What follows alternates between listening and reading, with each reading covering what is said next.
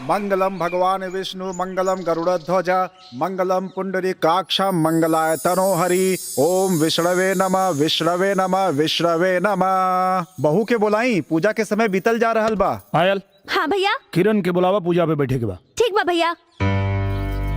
मुझे तैयार होने में आधा घंटा टाइम लगेगा, इंतजार करो। पंडित जी आ गई ना, लोग आ गई ना, मुहूर्त निकल जाता। अब उनके आधा घंटा क्यों बैठ के जो ही। चल चदनिया भाई, पंडित जी पूजा शुरू करें, चल। ओम भूर्भुवः स्वः तत्सवितुर्वरेण्यम्। ये बुढ़िया 2 साल से सत्यनारायण भगवान के पूजा ना करौलस। आज न जाने ऐसा का हो गइल कि उ सत्यनारायण भगवान के पूजा करा रहल बाड़ी। कहीं ऐसा त ना कि दूरो सोतीन में सुला करा दलस। अगर कहीं ऐसा हो गइल होई त हमने के कईल कराइल पर पानी फिर जाई। एक लपड़ मारब लफड़ा जी में। कितना बेर कहनी कि रिस्क मत ले, रिस्क मत ले, निरहुआ के नपुंसक बना दे। लेकिन ना, अगर ऐसा हो गइल ना चुनिया, तो याद रख, तोरा से भीख मंगवाई और हम बैठ के खाई, पकड़ पकड़ करे ले। बोलो सत्यनारायण भगवान की जय, माता पिता की जय। जय जजमान, अपन बड़न के आशीर्वाद ले ली।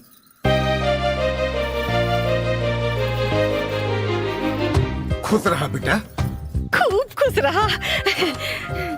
खुश रहा, खुश। सदा सुहागन रहा। अरे तू धन लहा पूतन फला है दुल्हन। अरे किधर जा रही है? मेरा भी पैर छू। हम ना छुए। क्यों नहीं छुएगी? मैं तुमसे बड़ी हूँ।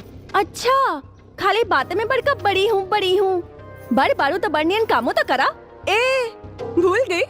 इस देश में दूसरी बीवी की औकात क्या होती है? मेरी दी हुई भीख की खुशियों पर ऐश करने वाली घटिया औरत मुझसे जबान लड़ाती है।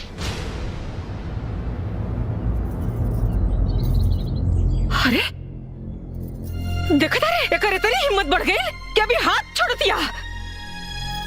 अरे आज तेरे नहीं की बहुरिया के मरलस, कल तेरे मतारी के मारी, परसों तेरे बाप के मारी, और तय खड़ा होकर खाली तमाशा देख। बारे भगवान, कैसन कैसन दिन देखा के पड़ता। किरण, तुम्हारा दिमाग खराब हो गया बा। ये सब क्या करता रू? अच्छा, मैं क्या कर रही हूँ? हाँ, आज तक तो ये चालबाज पूरे परिवार वालों को पुड़िया खिला रही थी, आज आपको भी खिला दी, इसीलिए आप इसकी साइड ले रहे हो। देखा, तू गलत के लिए बाड़ू, चुपचाप एकरा से माफी मांगा। माफी? वो भी इस बच्चलन से? बहुत हो गई।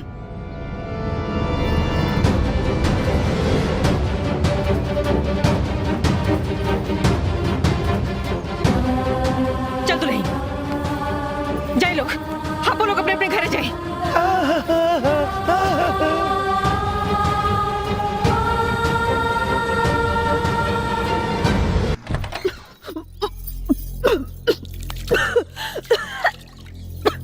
हाँ? अरे दुल्हन, कहाँ हो गई? तबीयत नहीं ठीक? कहाँ हो गई? हाँ अम्मा जी, तनी उल्टी होता। उल्टी होता? उल्टी होता? अरे बिटिया, उल्टी होता?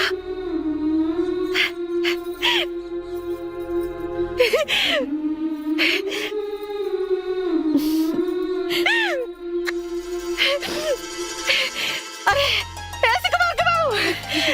सिकुमरा, नंदुआ, बड़की, छोटकी, अरे कहाँ बड़ा सन? आवा आवा। अरे मनसापुर आ गए, बहुत बड़ खुशखबरी आ गई। अरे रउआ दादा बने वाला बानी। दादी, हमारे बाजी बधैया, हमारे बाजी बधैया, हम बनब दादी, लुटाई रुपैया, बाजी बधैया, हमारे अंगनैया।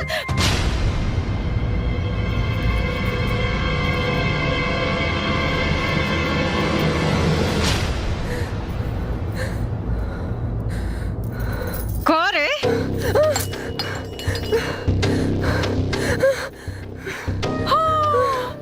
ये तो पहले ही पसीना पसीना हो गई ले दादा।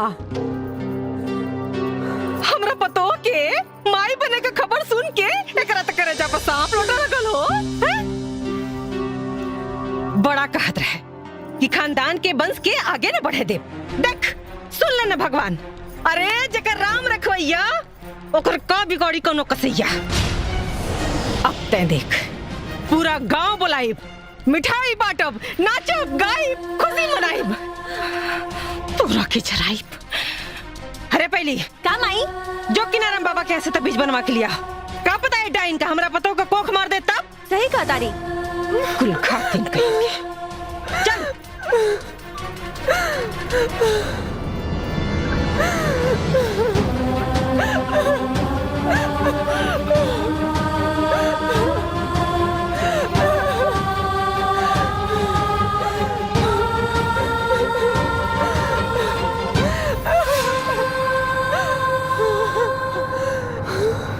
ये तेरा कैसा न्याय है भगवान, ये तेरा कैसा न्याय है?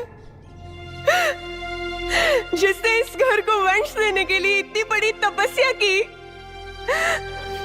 आज तूने उस तपस्या का ये फल दिया, उस पे लांछन लगवाया कि वो इस घर के वंश को नाश कर सकती है। क्या कसूर है मेरा? यही ना कि मुझे कैंसर है और मैं मरने वाली हूँ, यही ना कि मैं इस भयानक बीमारी के बारे में किसी को नहीं बताया। मेरे देवता समान पति का दिल तोड़ा है मैंने। मैं ऐसा नहीं करती तो क्या करती? अगर मेरे पति को सच्चाई पता चल जाती तो जीते जी मर जाते, लेकिन दूसरी शादी कभी नहीं करते और इस घर को कभी भी वंश नहीं मिलता। इस छोटी सी जिंदगी में तूने बहुत बड़ी परीक्षा ले ली भगवान, अब और परीक्षा मत ले। मैं एक इंसान हूँ, तेरी तरह भगवान नहीं हूँ। मैं तुझसे अपनी उम्र बढ़ाने की मांग नहीं कर रही हूँ, वैसे बस थोड़ी सी जिंदगी की भीख दे दे भगवान, ताकि मैं इस घर के वंश को देख सकूं, गले लगा सकूं और मेरी तपस्या सफल हो जाए। भगवान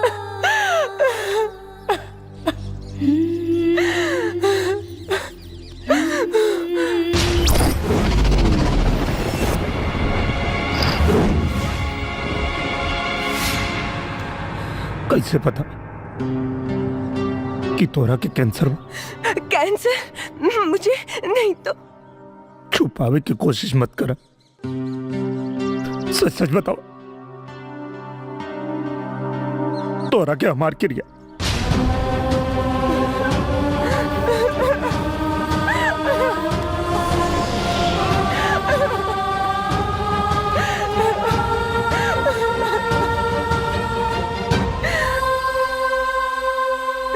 बताओ किरण, बताओ हमरा। अपनी सुहाग रात के दिन जब मैं सजते हुए अपने अरमानों को सजा रही थी, तब मेरी सहेली सोनिया का फोन आया। हाय सोनिया। बेटा मैं डॉक्टर मकवाना बोल रहा हूँ। ओह अंकल आप। बेटी मैं तुम्हारे पापा को फोन लगा रहा था पर नॉट रीचेबल आ रहा था। मैं तुम्हें बताना तो नहीं चाह रहा पर मैं मजबूर हूँ बेटा। अंकल आप पहेलियां क्यों बुझा रहे हैं? साफ साफ कहिए ना। बेटी तुम्हें यूटेराइन कैंसर है, वो भी आखिरी स्टेज पर। हम चाह के भी तुम्हें नहीं बचा सकते बेटी। अंकल क्या मेरी इतनी जिंदगी बची है कि मैं माँ बन सकूं? इस जन्म में तो तुम माँ नहीं बन सकती। हेलो किरण बेटी। अंकल मेरा एक काम मानोगे? हाँ बेटी बोलो। तो आप वचन दीजिए कि इस बीमारी के बारे में हम किसी को भी नहीं बोलेंगे, पापा को भी नहीं।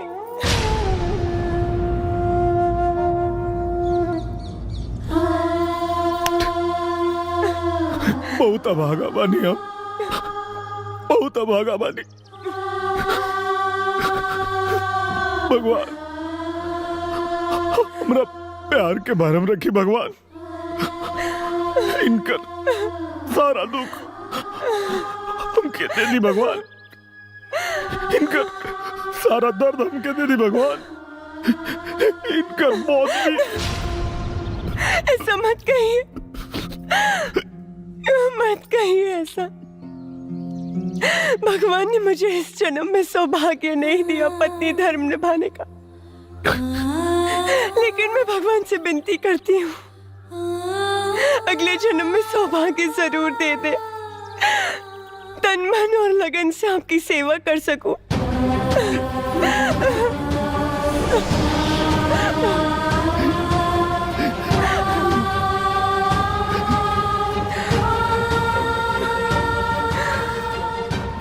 आपको मेरी कसम है, ये बात आप किसी को नहीं बोलेंगे।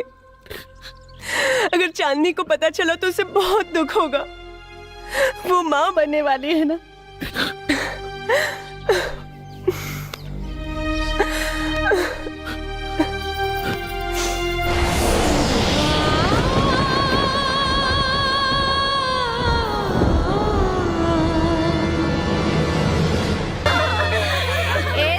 जा अपने माई के गोर धैला, ओकरे बाद सबके आशीर्वाद लैला। आवा जा, आवा ना जा माँ जी के पास। सबके आशीर्वाद लेने की चाहिए।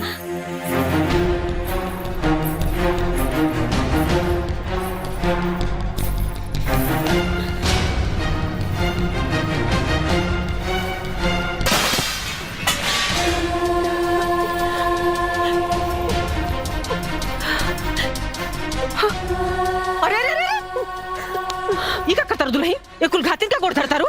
उसे का भाई लम्मा जी, यापन सुहाग बटले बाड़ी, तबे तो हम सुहागिन बानी। कहा बोलता? जा, कोना पकड़ के रो।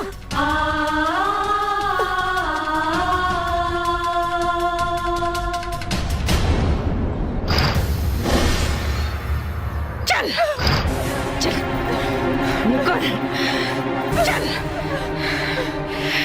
आज तोर सारा घमंड चूर चूर हो गई। अरे तोरा लाख सरपले के बाद भी भगवान हमार मुंह उजियार के देना।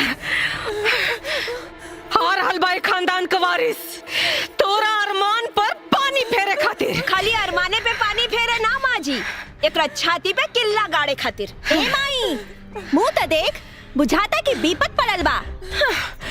विपत तो पड़बे न करी बिटिया। अरे एक हार जवन हो गई और हमार जीत जवन हो गई। अरे माई बहन लोग, हमार मुंह का देखता नहीं है। अरे वह जीवनी है जो दिन रात हमरा पतों के ताना मारत रहे। थूका लोग, थूका एकरे मुंह पे। भाई का करता तू?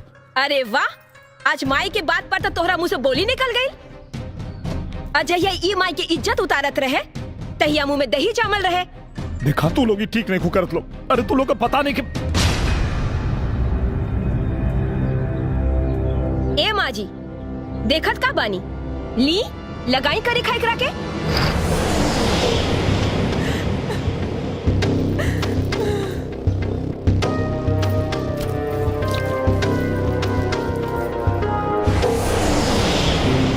ले जाई लगाई, लगा दी।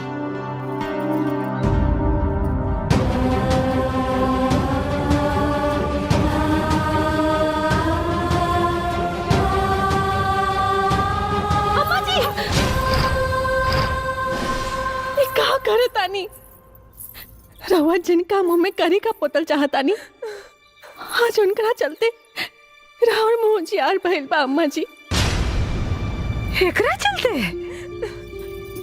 ए कुल घातिन के चलते हमार मुंह जियार भइल बा। अरे पगलागल बड़ू का हो? ये गलत नहीं की अम्मा जी, ये तो बस गलत हो गया के नाटक कैली ताकि राहुल बेटा दूसर ब्याह कर सके, हमरा से प्यार कर सके और एक खानदान के वंश मिले। हम तो इनके बहकावा में आवा वाला नहीं की। औस तेकरा के हम कर खा पोत के रहब, जैसे ही शर्म से पानी पानी होके मर जाए। अम्मा जी जे खुदे मरे वाला बाड़ी, ओकरा कम से कम मरे के बदुआ तो मत दी। अरे अभी सब झूठ सच बोल के कौन नाटक फंतर हो? हम झूठ नहीं की बोलत अम्मा जी, दीदी के कैंसर बा।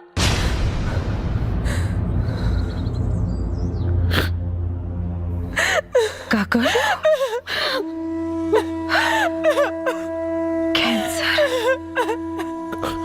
हाँ माई। और अभी बस कुछ दिन के मेहमान बाकी।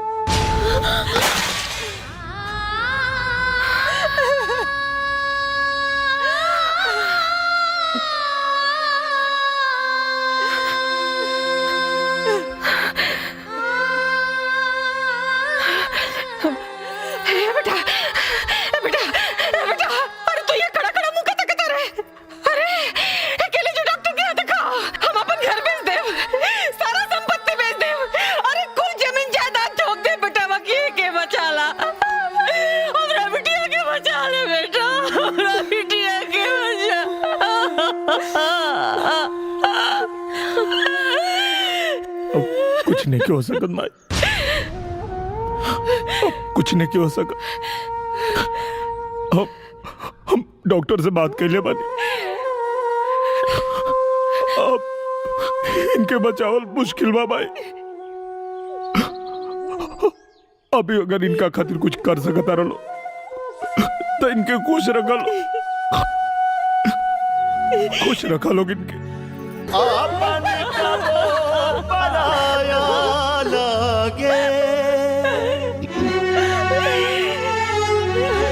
ऐसन समय के खेला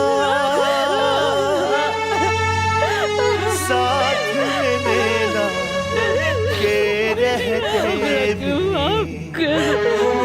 जिंदगी लगे अकेला, जिंदगी लगे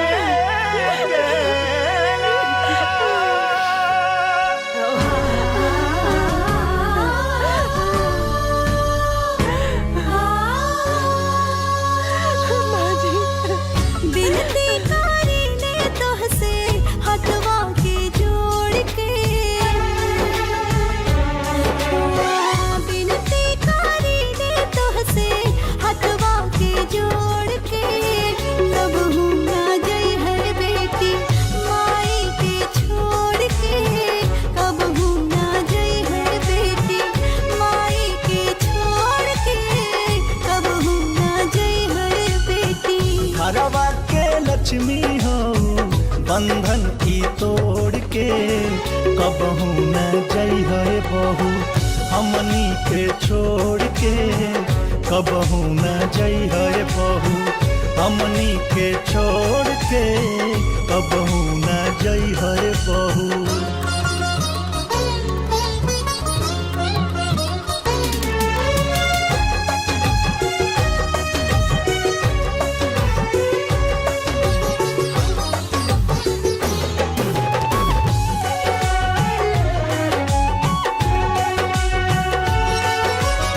सुनलू तो ताना मेहना हमनी के सोही के, दुख नहीं बटलू दीदी के हुसे कोही के।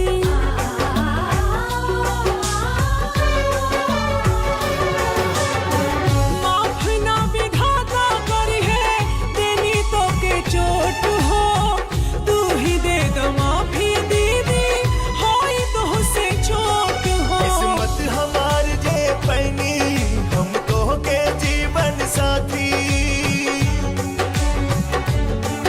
किस्मत हमार जे पैनी हमको के जीवन साथी, हमनी के जोड़ी ऐसे जैसे की दिया सतबाती।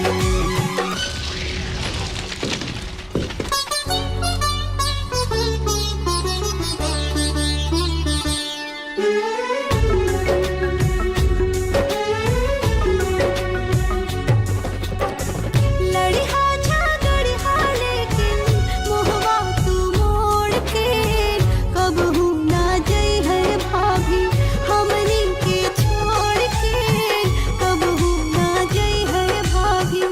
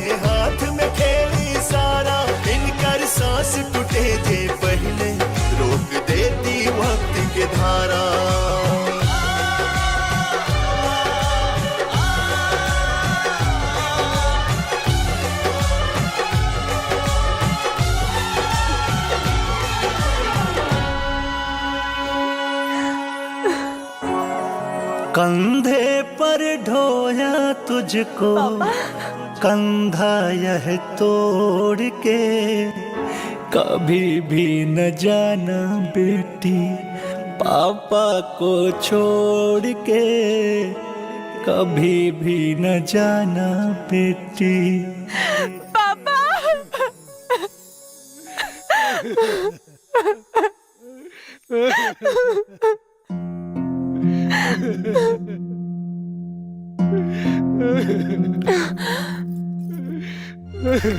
पापा आप ऐसे रो रहे हो जैसे मैं कल ही मरने वाली हूँ। Just chill, shut up. मैं तो सालों साल जीऊंगी। मेरी अच्छी बेटी। गंदे पापा, मेरी प्यारी बेटी। झूठे पापा, मेरी सुंदर बेटी। टकले पापा, पापा बेटी।